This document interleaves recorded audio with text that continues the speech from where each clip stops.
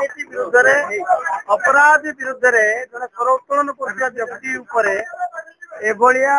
अमानुषिक भाव हत्या करा जिबा ये आम इतिहास आम गंजाम इतिहास एमती केवे घटी नथिला। जन अधिवक्ता जन सीनियर अधिवक्ता एभलिया उठी नथिला और समस्त जनाशुना जे सब दुर्नीति विरुद्ध जे स्वर उत्तोलन करुले से खातिर करवा लोक ना तो एभली मार जी था ना कहीं जेड़े गोटे लोक होना कहीं निश्चित भाव सीनियर लीडर गोटे सीनियर एडवोकेट आमर more personal relation college college secretary थे एबड़ू मोर पर्सनल रिलेशन थिला मो पे आज बहुत दुखदायक ताठू अधिक किसी कहे आगे पुलिस फाइंड कर मुझे कहीं वो क्राइम लाइन से ना ये ना बिजनेस ना प्रोफेशनल एडवोकेट कौन फ्यूचर कह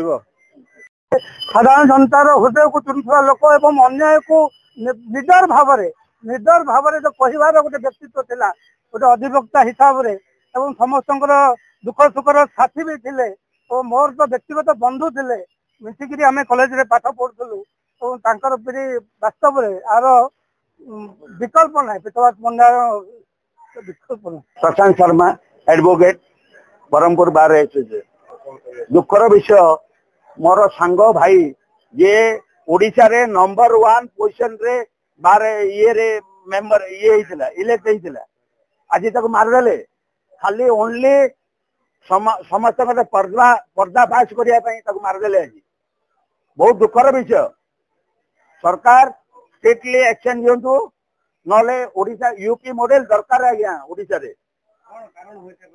किसी ना राजनीति तो आउ ना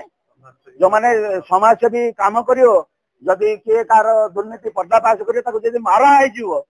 बोले ये कौन को मानवर आमर कौन भैल्यू अच्छी